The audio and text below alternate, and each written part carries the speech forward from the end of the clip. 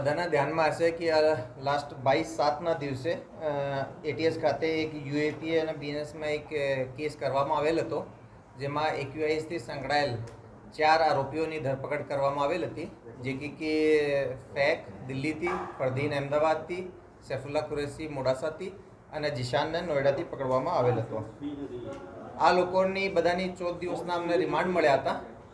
આ રિમાન્ડ દરમિયાન જે ફેક છે એના ઇન્ટ્રોગેશન દરમિયાન જાણવા મળેલ કે આ એક ઇન્સ્ટા અકાઉન્ટ છે સ્ટ્રેન્જર નેશન 2 કરીને. આ અકાઉન્ટના કોન્ટેક્ટમાં છે. આ અકાઉન્ટ મારફતે એ લોકોએ એક્યુએસથી રિલેટેડ કન્ટેન્ટની આપલે કરતા હતા અને જિહાદી મુદ્દાઓ પર ડિસ્કશન્સ એ લોકોએ કરતા હતા.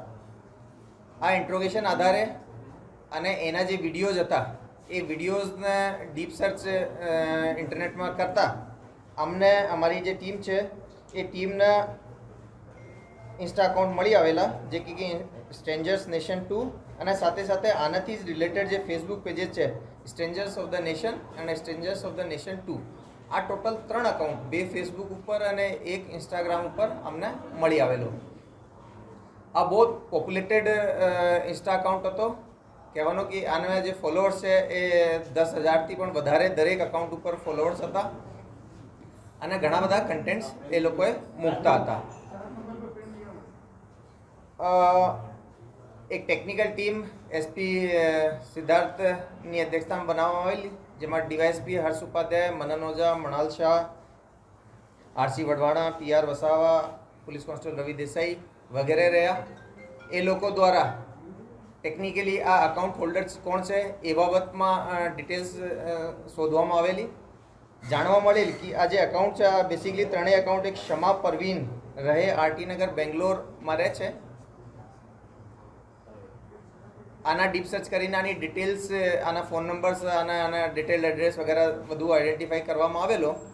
એ આધારે પછી એક ટીમ બનાવવામાં આવેલી, જેમાં DYSP Virjit Parmar, PI S Chada, PI Mrinal Shah, PSI Aman Patel, BJ Patel, ASI હિનાબેન મકવાના, આ લોકોની એક સંયુક્ત ટીમ બેંગ્લોર ખાતે રવાના થયેલ. ઇન્ટરસ્ટેટ ઓપરેશન હોય રાજ્ય પોલીસ અને સેન્ટ્રલ એજન્સીઓની ત્યાં મદદ લેવામાં આવેલ, જેમાં ઘણી ફલદાયક સાબિત થયેલ.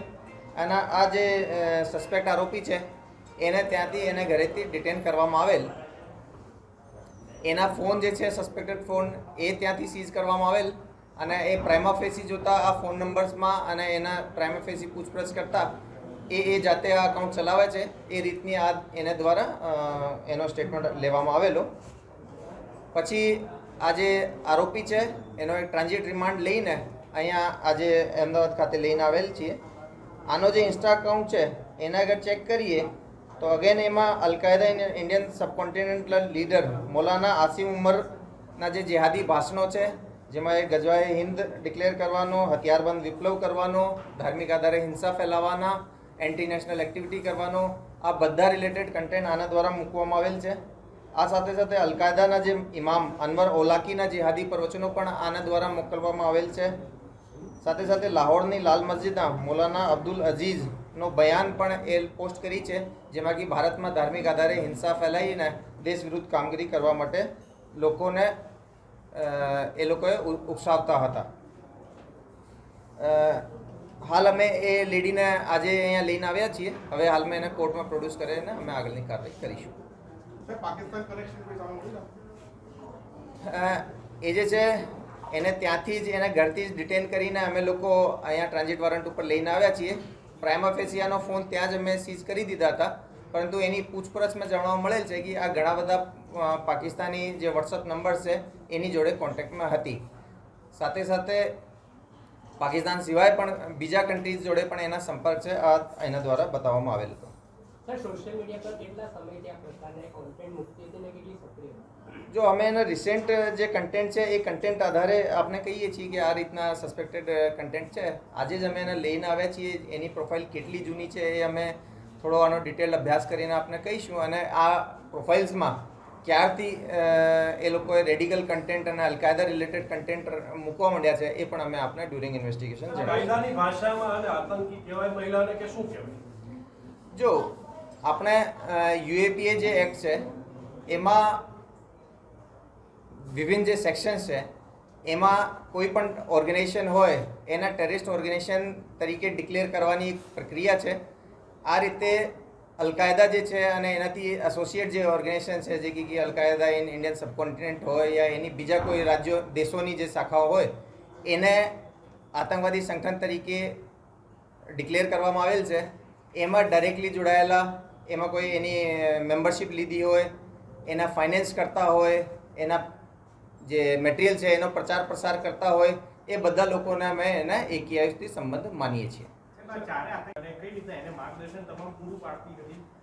જો હાલ સુધીને અમારી તપાસમાં એ જે ફેક જે હતો જે કે અમે દિલ્હીથી લઈને આવ્યા હતા એ આને બહુ વધારે એક્ટિવ કોન્ટેક્ટમાં હતો. આગળનો જે ગ્રુપ હતો એ ફેક ચલાવતો હતો અને ફેક સિવાય પણ થઈ શકે કે આ મહિલાએ બીજા ઘણા બધા લોકોના કોન્ટેક્ટમાં હોય તો અમે એની પણ તપાસ કરીશું. સર, આ મહિલા પોલીસથી બચવા માટે કયા પ્રકારે કોન્ટેક્ટ કરતી હતી, કેવી રીતે કોન્ટેક્ટ કરતી જેથી કરીને પોલીસથી બચી શકે? બેસિક આ છે કે ભાઈ આ જે મહિલા છે એના દ્વારા એ જે હું આપણે જે આઈડીઝની વાત કરી એ આઈડી છે એ એના નામે ના હતી. જે બેસિક પ્રિકોશન્સ રાખવા જોઈએ એ પણ એનો ખ્યાલ રાખતી હતી. ઘણી વખતે આમાં જે કન્ટેન્ટ છે એ બહારથી પણ મૂકવામાં આવતા હતા.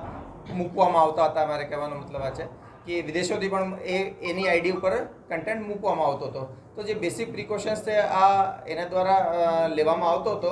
પણ તેમ છતાં જે ગુજરાત ATSની ટેકનિકલ ટીમ છે જેમાં ડીવાયએસપીના SPનો માર્ગદર્શન છે એ ઘણી જ કેપેબલ છે.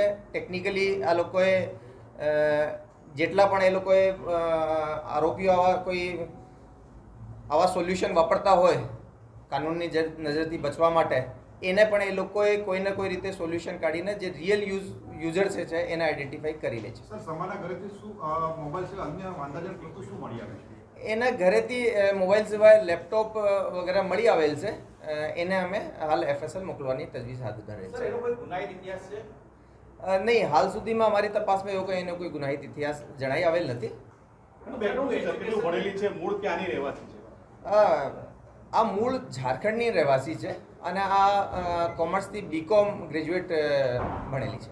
ઝારખંડના નક્સલવાદી ગ્રુપમાં જોડે હોવાની એક વાત સામે આવી હતી. ઉલ્ફા નામનું જે આતંકી સંગઠન છે તેમાં પણ એ મેમ્બર હોવાની શું હકીકત છે? નહીં, અમારી તપાસમાં એવો કંઈ પણ હાલ આવેલો નથી. અમે અમારા જે AQISથી રિલેટેડ કેસ છે એના બાબતે જ અમને હાલ સુધી જાણકારી છે.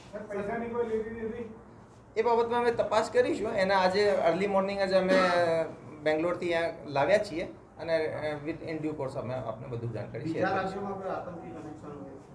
એના હું કીધા આપને એના ફોલોઅર્સની સંખ્યા બહુ વધારે છે.